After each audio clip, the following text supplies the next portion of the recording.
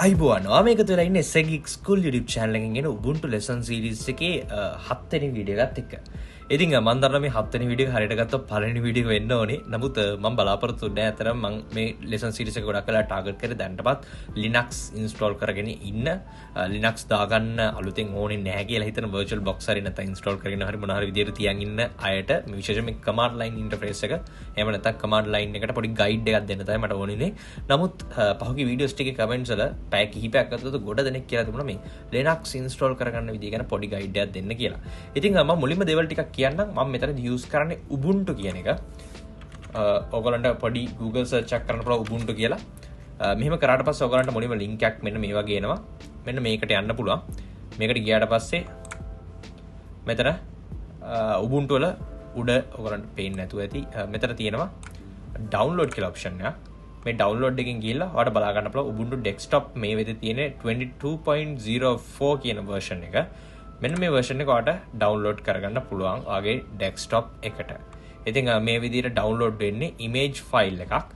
ඔයාලට පේන තු Ubuntu 22.04 desktop AMD 64 ISO එක. මේ image file එක ඔයාලට download කරගන්න පුළුවන් මේ විදිහට. ආයෙත් කියනවා Ubuntu site එකට යන්න, download වලට යන්න. මෙන්න මෙතන තියෙනවා මේක click කරන්න විතරයි තියෙන්නේ. ඉතින් මෙහෙමයි මම දන්නේ කොච්චර කාලයක් ගිහලා මේ ටියුටෝරියල් එක බලනවද කියලා. ඉතින් මේ වෙබ්සයිට් නිතරම වෙනස් වෙනවා. නමුත් බේසිකලි idea එක Ubuntu වෙබ්සයිට් එකට ගියාට පස්සේ කොහේ හරි download button එකක් ඇති. ඒවට තපොඩ පල්ලෙහාට ගිහලා බලන්න උඩ හරි කොහේ හරි තැනක ඇති. මේ button එක press කරලා Ubuntu desktop කියන එක ඔයා කොහෙන් හරි download කරගන්නයි ඕනේ.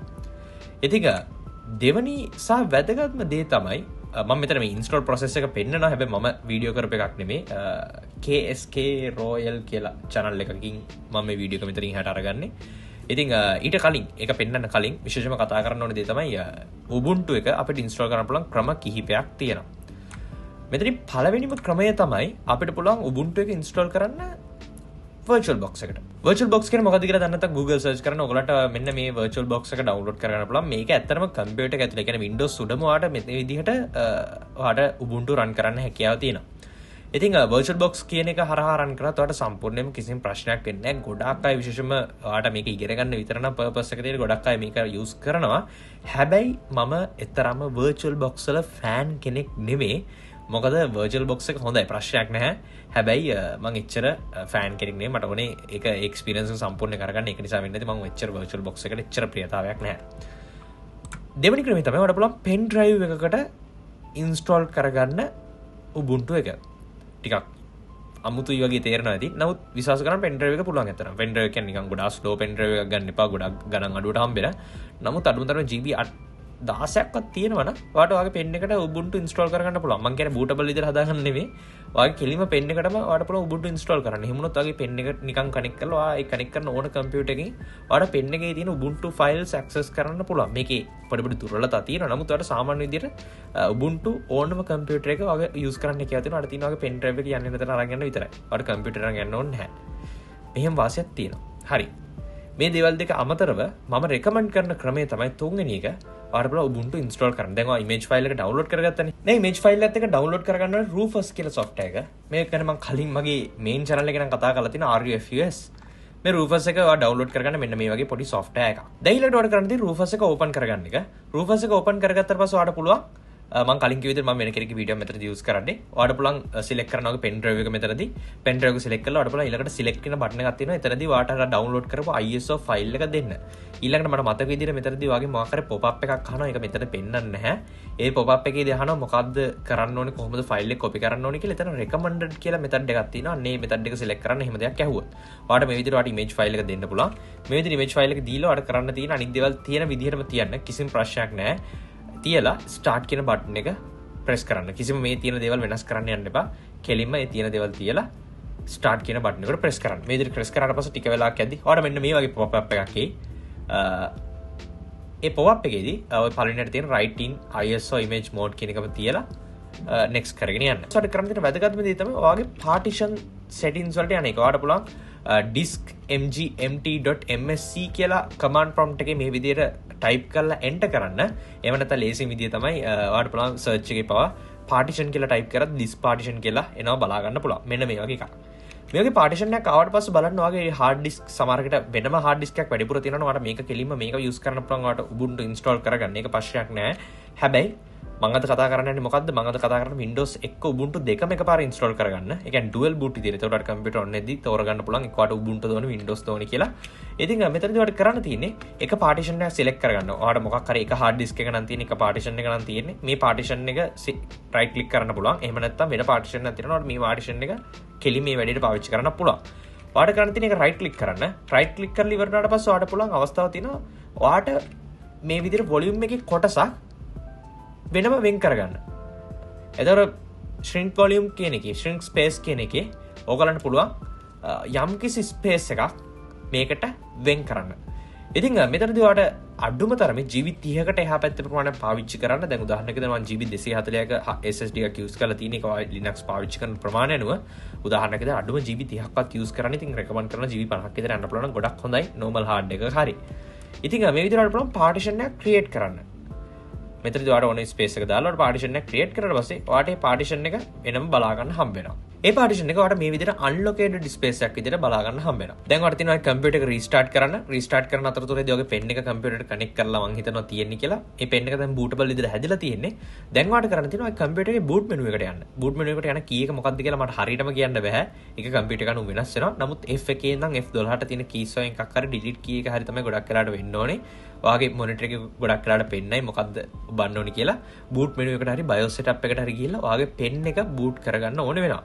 ඔයාගේ පෙන් එක බූට් කරගන්න ඉතින් උදාහරණයක් විදිහට ඔයාගේ පෙන් එක SanDisk පෙන් එකක් නම් ඔයාලට SanDisk කියලා මේ විදිහට පෙනේ. ඒ විදිහට පෙන් එක බූට් කරගත්ත පස්සේ ඔයාලට මේ විදිහට ටික වෙලාවක් යද්දී Ubuntu load වෙනවා. මෙතන ඔයාලට පුළුවන් try Ubuntu සහ install කියලා තමයි. ඉතින් install කියන එකට ගිහිල්ලා ඔයාලට language details ඔක්කොම ඒ දේවල් සාමාන්‍ය විදිහට ඔයාලට දාගෙන ඉස්සරහට යන්න පුළුවන්. ඒ වගේ මෙන්න මේ වගේ තැනක් ඒවි. මෙන්න මෙතනදී ඔයාලට පුළුවන් normal installation කියන එක select කරන්න. ඒ වගේ මම දැන් සාමාන්‍ය select කරන්නේ install third party software for graphics and Wi-Fi hardware. ඒ කොටස මම select කරන්නේ සාමාන්‍යයෙන්. ඒක සම්පූර්ණයෙන් ඔයාලට නිදහස් තියෙනවා. ඔයාලට කැමති එක select කරන්න. හැබැයි මම recommend කරනවා පල්ලෙහා තියෙන option එක select කරගන්න කියලා. මෙන්න මේ වගේ option එකක් ඔයා දකීක ඔය හරි තැනකදී install Ubuntu alongside Windows 10 කියන එක දෙන්න එපා. ඔයා something else කියන එක දෙන්න.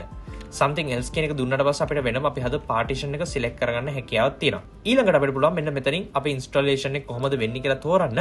ඔයාලට වෙනත් අපේ තියෙන hard disk සහ partition මෙහෙතන list කරලා තියෙනවා. මෙතන list කරලා තියෙන එකෙන් ඔයාට මං හිතනවා space එක කොච්චර තියෙනවද size එක කොච්චරක් තියෙනවද කියන එකෙන් අඳුර ගන්න පුළුවන් ඔයාගේ ඔයා install කරන්න යන directory එක මොකක්ද කියලා. උදාහරණයක් විදිහට ඔයාලට පේනවාදී මෙතන අර කලින් හදාගත්ත unallocated space එක free space එකක් විදිහට MB 31000 ගන්න පෙන්නනවා. ඉතින් ඔයා හදාගත්ත partition එකේ size එක මං හිතනවා මතක ඇති කියලා.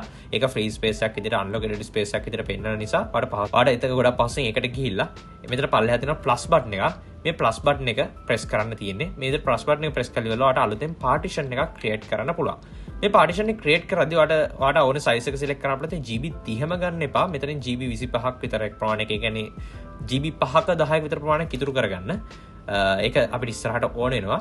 ඉතින් උදාහරණයකට GB 30ක් තිබ්බොත් ආසන්න වශයෙන් GB 25ක විතර ප්‍රමාණයක් මෙතනදී select කරගන්නවා. ඒ වගේම logical කියන එක අනිවාර්යයෙන්ම select කරන්න ඕනේ සහ beginning of this space කියන දෙකට tick කරලා තියෙන්න ඕනේ. ඒ වගේම ext4 කියන එක select කරලා තියන්න. ඒ වගේ mount point එක slash කියන එකේ තියෙන්න ඕනේ. මෙන්න මේ විදිහට තියලා ඉවර වුණාට පස්සේ ඔයාලට පුළුවන් okay කරන්න. දැන් ඔයාලට බලා ගන්න පුළුවන් වෙනම ඒක හැදෙනවා. මේ විදිහට දැන් උදාහරණයක් විදිහට dev/sdb5ext4 කියලා හැදලා තින්නේ. ඊට පස්සේ ඉතුරු free space එකෙන් ඔයාලට නැවතත් පුළුවන් අලුත් partition එකක් create කරන්න. මේ පාර ටිකක් වෙනස්. අර කලින් වගේම logical ඒ වගේම beginning of this space ඒ ටික තියලා swap area එකක් විදිහට තමයි මේ පාර use කරන්න අපි මේක. ඊට පස්සේ මේ දේවල් ටික තියලා ඔයාලට පුළුවන් ඉතුරු space එකම සම්පූර්ණයෙන් අරගන්න. දැන් උදාහරණයක් විදිහට මෙතනදී MB 6000 ගන්න ඉතුරු. ඒකෙන් ඔයාලට swap partition එකක් create කරන්න පුළුවන්. දැන් ඔයාලට කරන්න තියෙන්නේ පල්ලෙහා වැදගත්ම දේ boot load එක තෝරන එක. boot load එක තෝරගනිද්දී ඔයා install කරන එකම මෙතනින් තෝරන්න වග බලා ගන්න. උදාහරණයක් විදිහට අපි 25000ක් විතර megabytes දාලා හැදුවේ SDB5ext4 එක. ඉතින් ඒක නිසා මෙතනදී අපි තෝරගන්න ඕනේ ඒක කියන එක අනිවාර්යෙන් මතක තියාගන්න. ඒක නිසා අපි SDB5ext4 කියන එක අදාළ එහෙම නැත්නම් dev/sdb5 කියන එක තමයි select කරන්න ඕනේ. කරලා install button එක උඩ press කරන්න. මෙතන ඉන්ස්ටෝල් කරන්න ගියාට පස්සේ අපිට ටයිම් සෝන් එක වගේ දේවල් දාන්න වෙනවා. ඊට පස්සේ අපේ නම පාස්වර්ඩ් මේ වගේ දේවල් දාන්න පුළුවන්. ඊට පස්සේ ඔහොම ගිහලා ටික වෙලාවක් යද්දී මේ ඉන්ස්ටෝලේෂන් එක ටික ටික ෆිනිෂ් වීගෙන එනවා. ඉතින් මේ වගේ ෆිනිෂ් වුණාට පස්සේ ඔයාලට ලස්සන ඉන්ටර්ෆේස් එකක් ඔයාලට විවිධ දේවල් බලා ගන්න පුළුවන්. ඉතින් ඔයාලට එකපාරක් මේ විදිහට රීස්ටාර්ට් කරන්න කියාවේ. ඊට පස්සේ ඔයාලට කියන එක තැනකදී ඔයාගේ තියෙන පෙන් එක එහෙම නැත්නම් ඉන්ස්ටෝලේෂන් මීඩියම් එක ඉවත් කරන්න කියලා. මෙතන ඉවත් කරාට පස්සේ ඔයාට අවස්ථාව තියෙනවා දැන් සාමාන්‍ය විදිහට බූට් ලෝඩ් එක එහෙම නැත්නම් මේ කම්පියුටර් එක බූට් වෙන්න පටන් ගන්නවා. මෙතන ඉහට මේ ටියුටෝරියල් එක පෙන්නලා තියෙනවා. මම මේකේ link එක පල්ලා description එකේ දාන්නම්. ඔයාට කැමති නම් ඔයාට පුළුවන් සාමාන්‍ය විදිහට මේකේ ඉන්න බූට් මෙනු එක පවා කස්ටමයිස් කරගන්න. නමුත් මම එච්චර කරගත්තේ නෑ මගේ කම්පියුටර් එකේ. මොකද මට ඒක අත්‍යවශ්‍ය නැති නිසා. ඉතින් මේ විදිහට ඔයාට හදාගත්තත් නොහදාගත්තත් ඔයාට දැන් කම්පියුටර් එක ඕපන් කරද්දි අහනවා ඔයාට Ubuntu ද ඕනේ Windows ද ඕනේ කියලා. ඒ අනුව ඔයාට සිලෙක්ට් කරන්න පුළුවන්. ඔයා ඉන්ස්ටෝල් කරද්දිම ඔයාට Ubuntu එකද ඔයාලට Windows එකද ඔයාගේ කම්පියුටර් එක ඕපන් කරන්න ඕනේ. ඉතින් මේ විදිහට බූට් මෙනු එක හදාගත්ත නිසා මේ විදිහට වෙන්නේ. නැත්නම් ටිකක් කරන්න කමාන්ඩ් ලයින් වගේ ඉන්ටර්ෆේස් එකක් වගේ එකක් එන්නේ. එච්චර මේ වගේ ලස්සන එකක් නෙමෙයි. නමුත් එතනදී මට සිලෙක්ට් කරන්න පුළුවන් මට Ubuntu ද Windows ද ඕනේ කියලා. ඉතින් මෙච්චරයි ඔක්කොම මේ දේවල් ටික කරාට පස්සේ ඔයාලට මේ වගේ හැකියාව තියෙනවා Ubuntu එක වැඩ කරන්න. ඉතින් මම හිතනවා ඉන්ටරෙස්ටිං කියලා Ubuntu try කරලා බලන්න. Ubuntu ඇත්තටම ගොඩක් ඉන්ටරෙස්ටිං හිතනට වඩා. ඉතින් ඒ දේවල් ටික තමයි මට අද මේ ලෙසන් එකේ කතා කරන්න සහ කවර් කරන්න ඕනේ. මම හිතනවා අයිඩියා එකක් එන්නේ කොහොමද ඩුවල් බූට් විතර Windows සහ Ubuntu දෙකම වගේ කම්පියුටර් එකේ රන් කරන්න කියලා. ඉතින් Ubuntu තව දෙයක් අහවල් කට්ටිය අහන දෙයක් තමයි Ubuntu වල මොනවද වුනේ ස්පෙસિෆිකේෂන්ස් කියලා. ඉතින් Windows වලට වඩා අඩු ස්පෙસિෆිකේෂන් එකක් තිබ්බත් Ubuntu රන් කරන්න පුළුවන් කිසිම ප්‍රශ්නයක් නැහැ. ඔය කම්පියුටර් Windows රන් කරනවා කියන Ubuntu ඊට වඩා ෆාස්ට් විදියට ගොඩක් වේගින් කිසිම ප්‍රශ්න නැතුව රන් කරන්න හැකියාව තියෙනවා. ඉතින් ස්තුතියි මේ වීඩියෝ අවසන් වෙනකන් හිටියට මම හිතනවා ඔයාලට අයිඩියා එකක් එන්නේ මේක කොහොමද කරන්න කියලා. වීඩියෝ ෂෙයා කරන්න නොදෙන්න යට දැනගන්න ඔයගේ පල්ලෙහාට පොඩ subscribe button එක press කරන්න. එතකොට ඉස්සරහට මම දාන වීඩියෝ සහ ගාඩ් මගෙන් යන අපලා අපි ආයතන තුරි ගෑම එකක්. ඔයගොල්ලෝ හැමෝටම සුබ දවසක්.